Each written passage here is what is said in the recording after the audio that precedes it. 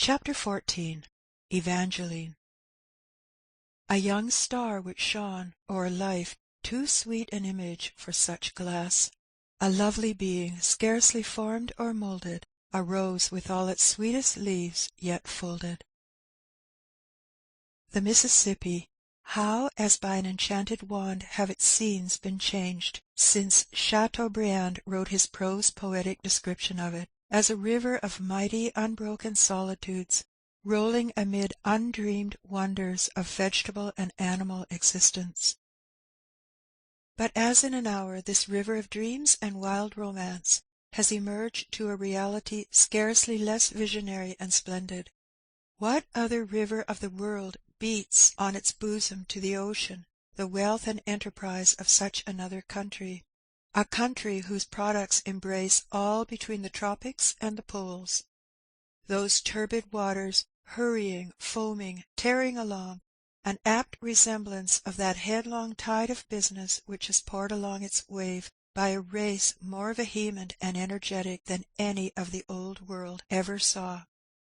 Ah, would that they did not also bear along a more fearful freight, the tears of the oppressed, the sighs of the helpless, the bitter prayers of poor ignorant hearts to an unknown God, unknown, unseen, and silent, but who will yet come out of his place to save all the poor of the earth.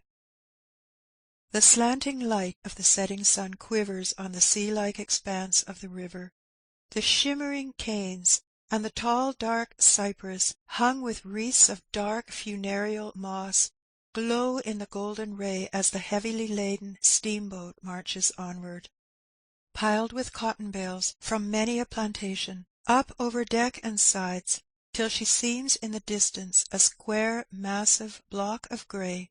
She moves heavily onward to the nearing mart.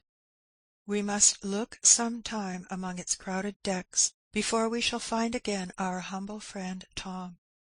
High on the upper deck, in a little nook among the everywhere predominant cotton bales, at last we may find him.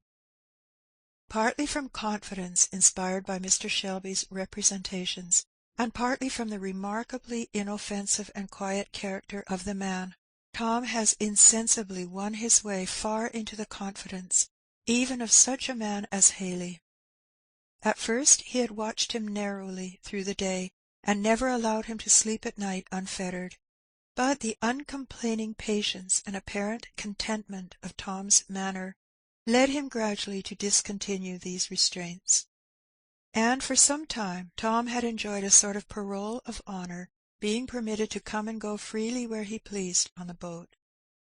Ever quiet and obliging, and more than ready to lend a hand in every emergency which occurred among the workmen below, he had won the good opinion of all the hands, and spent many hours in helping them with as hearty a good will as ever he worked on a Kentucky farm. When there seemed to be nothing for him to do, he would climb to a nook among the cotton bales of the upper deck, and busy himself in studying over his Bible, and it is there we see him now. For 100 or more miles above New Orleans the river is higher than the surrounding country, and rolls its tremendous volume between massive levees 20 feet in height. The traveller from the deck of the steamer, as from some floating castle top, overlooks the whole country for miles and miles around. Tom, therefore, had spread out full before him, in plantation after plantation, a map of the life to which he was approaching. He saw the distant slaves at their toil. He saw afar their villages of huts, gleaming out in long rows on many a plantation, distant from the stately mansions and pleasure grounds of the master. And as the moving picture passed on, his poor foolish heart would be turning backward to the Kentucky farm with its old shadowy beeches, to the master's house with its wide cool halls, and near by the little cabin, overgrown with the multiflora and bignonia. There he seemed to see familiar faces of comrades who had grown up with him from infancy. He saw his busy wife bustling in her preparations for his evening meals. He heard the merry laugh of his boys at their play, and the chirrup of the baby at his knee, and then with a start all faded, and he saw again the cane brakes, and cypresses, and gliding plantations, and heard again the creaking and groaning of the machinery, all telling him too plainly that all that phase of life had gone by for ever. In such a case you write to your wife and send messages to your children, but Tom could not write. The mail for him had no existence, and the gulf of separation was unbridged by even a friendly word or signal. Is it strange, then, that some tears fall on the pages of his Bible, as he lays it on the cotton bale, and with patient finger, threading his slow way from word to word, traces out its promises? Having learned late in life, Tom was but a slow reader, and passed on laboriously from verse to verse. Fortunate for him was it that the book he was intent on was one which slow reading cannot injure, nay, one whose words, like ingots of gold, seem often to need to be weighed separately, that the mind may take in their priceless value. Let us follow him a moment, as pointing to each word and pronouncing each half aloud, he reads, "Let not your heart be troubled. In my Father's house are many mansions. I go to prepare a place for you." Cicero, when he buried his darling and only daughter, had a heart as full of honest grief as poor Tom's, perhaps no fuller, for both were only men. But Cicero could pause over no such sublime words of hope, and look to no such future reunion, and if he had seen them, 10 to 1 he would not have believed. He must fill his head first with 1,000 questions of authenticity of manuscript and correctness of translation.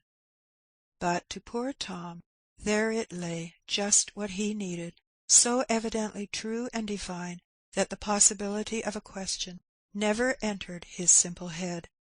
It must be true, for if not true, how could he live? As for Tom's Bible, though it had no annotations and helps in margin from learned commentators, still it had been embellished with certain waymarks and guide-boards of Tom's own invention, and which helped him more than the most learned expositions could have done. It had been his custom to get the Bible read to him by his master's children, in particular by young Master George, and as they read he would designate by bold, strong marks and dashes, with pen and ink, the passages which most particularly gratified his ear or affected his heart. His Bible was thus marked through from one end to the other with a variety of styles and designations, so he could in a moment seize upon his favourite passages without the labour of spelling out what lay between them, and while it lay there before him, every passage breathing of some old home scene, and recalling some past enjoyment, his Bible seemed to him all of this life that remained, as well as the promise of a future one. Among the passengers on the boat was a young gentleman of fortune and family, resident in New Orleans, who bore the name of St. Clair. He had with him a daughter between 5 and 6 years of age, together with a lady who seemed to claim relationship to both, and to have the little one especially under her charge. Tom had often caught glimpses of this little girl, for she was one of those busy, tripping creatures that can be no more contained in one place than a sunbeam or a summer breeze, nor was she one that once seen could be easily forgotten. Her form was the perfection of childish beauty, without its usual chubbiness and squareness of outline. There was about it an undulating and aerial grace, such as one might dream of for some mythic and allegorical being. Her face was remarkable less for its perfect beauty of feature than for a singular and dreamy earnestness of expression, which made the ideal start when they looked at her, and by which the dullest and most literal were impressed without exactly knowing why. The shape of her head and the turn of her neck and bust was peculiarly noble, and the long golden-brown hair that floated like a cloud around it, the deep spiritual gravity of her violet-blue eyes, shaded by heavy fringes of golden-brown, all marked her out from other children, and made every one turn and look after her as she glided hither and thither on the boat. Nevertheless, the little one was not what you would have called either a grave child or a sad one. On the contrary, an airy and innocent playfulness seemed to flicker like the shadow of summer leaves over her childish face and around her buoyant figure. She was always in motion, always with a half-smile on her rosy mouth, flying hither and thither with an undulating and cloud-like tread, singing to herself as she moved as in a happy dream. Her father and female guardian were incessantly busy in pursuit of her, but when caught she melted from them again like a summer cloud, and as no word of chiding or reproof ever fell on her ear for whatever she chose to do, she pursued her own way all over the boat. Always dressed in white, she seemed to move like a shadow through all sorts of places, without contracting spot or stain, and there was not a corner or nook above or below where those fairy footsteps had not glided, and that visionary golden head with its deep blue eyes fleeted along. The fireman, as he looked up from his sweaty toil, sometimes found those eyes looking wonderingly into the raging depths of the furnace, and fearfully and pityingly at him, as if she thought him in some dreadful danger. Anon the steersman at the wheel paused and smiled, as the picture-like head gleamed through the window of the round-house, and in a moment was gone again. 1,000 times a day rough voices blessed her, and smiles of unwonted softness stole over hard faces as she passed, and when she tripped fearlessly over dangerous places, rough sooty hands were stretched involuntarily out to save her and smooth her path. Tom, who had the soft, impressionable nature of his kindly race, ever yearning toward the simple and childlike, watched the little creature with daily increasing interest.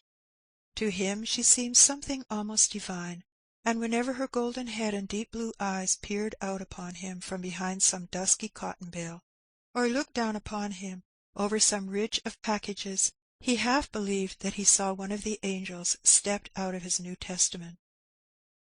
Often and often she walked mournfully round the place where Haley's gang of men and women sat in their chains. She would glide in among them and look at them with an air of perplexed and sorrowful earnestness, and sometimes she would lift their chains with her slender hands, and then sigh woefully as she glided away. Several times she appeared suddenly among them with her hands full of candy, nuts, and oranges, which she would distribute joyfully to them, and then be gone again. Tom watched the little lady a great deal before he ventured on any overtures toward acquaintanceship. He knew an abundance of simple acts to propitiate and invite the approaches of the little people, and he resolved to play his part right skilfully. He could cut cunning little baskets out of cherry stones, could make grotesque faces on hickory nuts, or odd jumping figures out of elder pith, and he was a very Pan in the manufacture of whistles of all sizes and sorts. His pockets were full of miscellaneous articles of attraction, which he had hoarded in days of old for his master's children, and which he now produced with commendable prudence and economy, one by one, as overtures for acquaintance and friendship. The little one was shy for all her busy interest in everything going on, and it was not easy to tame her. For a while she would perch like a canary bird on some box or package near Tom, while busy in the little arts forenamed, and take from him with a kind of grave bashfulness the little articles he offered. But at last they got on quite confidential terms. "What's the little missy's name?" said Tom at last, when he thought matters were ripe to push such an inquiry. "Evangeline St. Clair," said the little one, "though papa and everybody else call me Eva. Now, what's your name?" "My name's Tom. The little chillun used to call me Uncle Tom way back thar in Kentuck." "Then I mean to call you Uncle Tom, because, you see, I like you," said Eva. "So, Uncle Tom, where are you going?"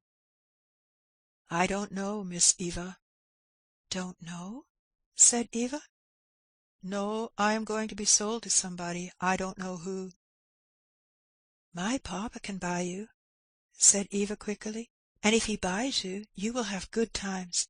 I mean to ask him this very day." "Thank you, my little lady," said Tom. The boat here stopped at a small landing to take in wood, and Eva, hearing her father's voice, bounded nimbly away. Tom rose up and went forward to offer his service in wooding, and soon was busy among the hands. Eva and her father were standing together by the railings to see the boat start from the landing place.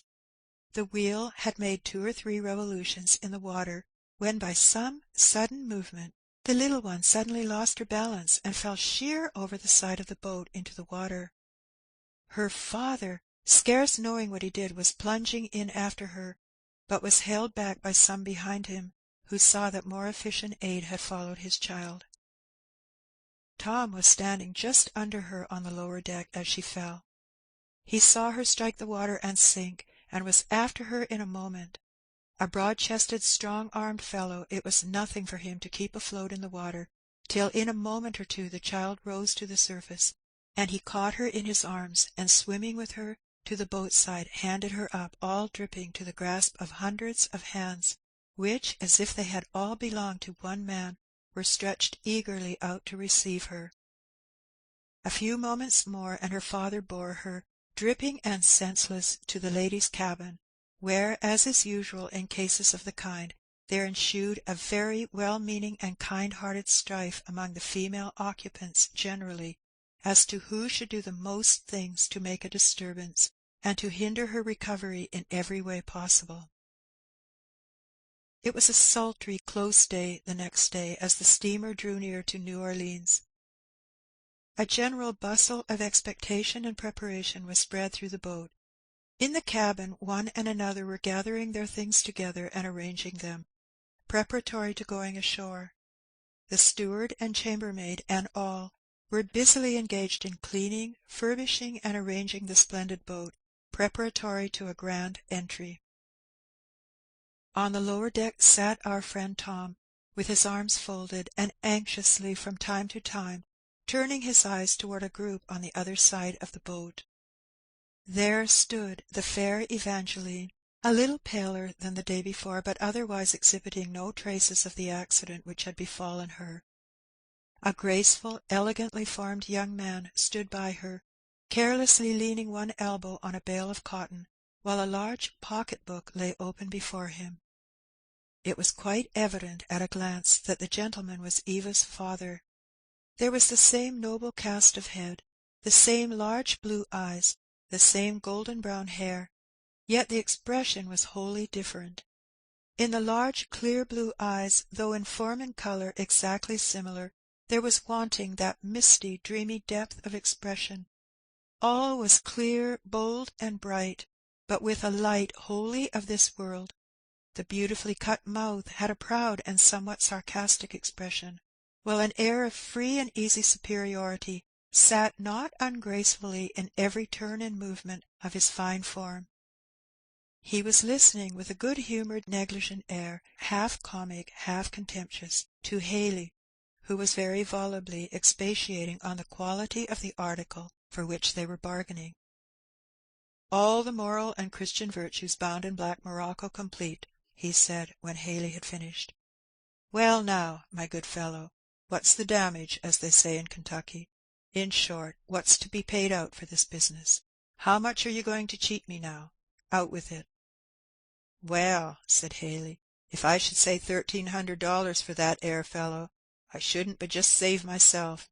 I shouldn't now, really." "Poor fellow," said the young man, fixing his keen, mocking blue eyes on him. "But I suppose you'd let me have him for that, out of a particular regard for me." "Well, the young lady here seems to be sot on him, and naturally enough." "Oh, certainly there's a call on your benevolence, my friend. Now, as a matter of Christian charity, how cheap could you afford to let him go, to oblige a young lady that's particular sot on him?" "Well, now, just think on't," said the trader. "Just look at them limbs, broad-chested, strong as a horse. Look at his head, them high foreheads, allus shows calculatin' niggers. that'll do any kind of thing. I've marked that 'ere. Now a nigger of that 'ere heft and build is worth considerable, just as you may say for his body, supposin' he's stupid, but come to put in his calculatin' faculties, and them which I can show he has oncommon, why, of course, it makes him come higher. Why, that 'ere fellow managed his master's whole farm. He has a 'strornary talent for business." "Bad, bad, very bad; knows altogether too much," said the young man, with the same mocking smile playing about his mouth. "Never will do in the world. Your smart fellows are always running off, stealing horses, and raising the devil generally. I think you'll have to take off a couple of hundred for his smartness." "Well, there might be somethin' in that 'ere if it warn't for his character, but I can show recommends from his master and others to prove he is one of your real pious, the most humble, prayin', pious critter you ever did see. Why, he's been called a preacher in them parts he came from." "And I might use him for a family chaplain, possibly?" added the young man dryly. "That's quite an idea. Religion is a remarkably scarce article at our house." "You're joking now." "How do you know I am? Didn't you just warrant him for a preacher? Has he been examined by any synod or council? Come, hand over your papers." If the trader had not been sure by a certain good-humoured twinkle in the large eye that all this banter was sure in the long run to turn out a cash concern, he might have been somewhat out of patience. As it was, he laid down a greasy pocket-book on the cotton bales, and began anxiously studying over certain papers in it, the young man standing by the while, looking down on him with an air of careless, easy drollery. "Papa, do buy him. It's no matter what you pay," whispered Eva softly, getting up on a package and putting her arm around her father's neck. "You have money enough, I know. I want him." "What for, pussy? Are you going to use him for a rattle-box or a rocking-horse, or what?" "I want to make him happy." "An original reason, certainly." Here the trader handed up a certificate, signed by Mr. Shelby, which the young man took with the tips of his long fingers and glanced over carelessly. "A gentlemanly hand," he said, "and well spelt, too. Well now, but I'm not sure after all about this religion," said he, the old wicked expression returning to his eye. "The country is almost ruined with pious white people. Such pious politicians as we have just before elections, such pious goings-on in all departments of church and state, that a fellow does not know who'll cheat him next. I don't know either about religions being up in the market just now. I have not looked in the papers lately to see how much it sells. How many $100 now do you put on for this religion?" "You like to be joking now," said the trader, "but then there's sense under all that air. I know there's differences in religion. Some kinds is miserable. There's your meetin' pious, there's your singin', roarin' pious. Them air ain't no account in black or white. But these rarely is, and I've seen it in niggers as often as any. You're rail softly, quiet, stiddy, honest pious, that the hull world couldn't tempt 'em to do nothing that they thinks is wrong. And ye see in this letter what Tom's old master says about 'em."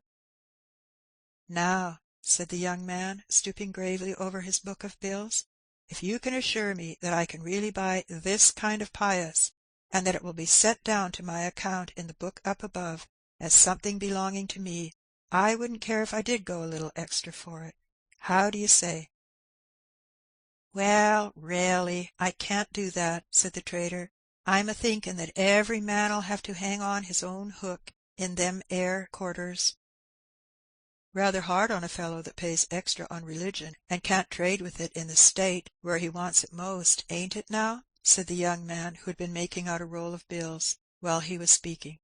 "There, count your money, old boy," he added, as he handed the roll to the trader.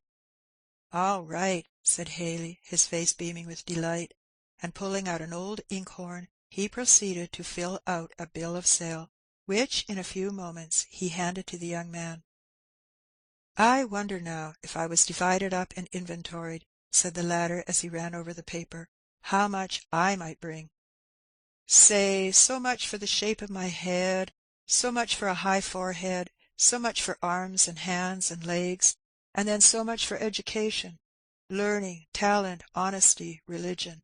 Bless me, there would be small charge on that last, I'm thinking. But come, Eva," he said, and taking the hand of his daughter, he stepped across the boat, and carelessly putting the tip of his fingers under Tom's chin, said good-humouredly, "Look up, Tom, and see how you like your new master." Tom looked up.